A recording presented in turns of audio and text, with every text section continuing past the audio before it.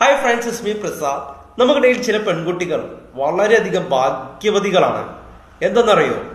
അവർക്ക് കിട്ടുന്ന ഹസ്ബൻഡ് വളരെ അധികം ആക്റ്റീവായിട്ടുള്ള ഒരാളാണെങ്കിൽ ആ പെൺകുട്ടി വളരെയധികം ഭാഗ്യവതിയാണ്.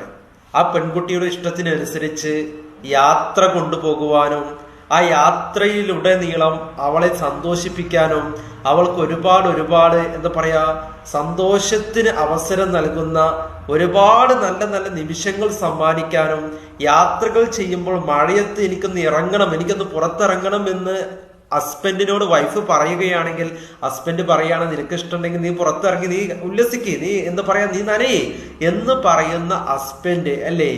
ഇങ്ങനെ ഒരുപാട് നല്ല നല്ല നിമിഷങ്ങൾ, നല്ല നല്ല അനുഭവ സമ്മാനങ്ങൾ നൽകുന്ന ചില ഭർത്താക്കന്മാരെ സ്ത്രീകൾക്ക് ലഭിച്ചു കഴിഞ്ഞാൽ ഒരു പക്ഷേ അവരുടെ ജീവിതം അങ്ങ് കളറായിരിക്കും.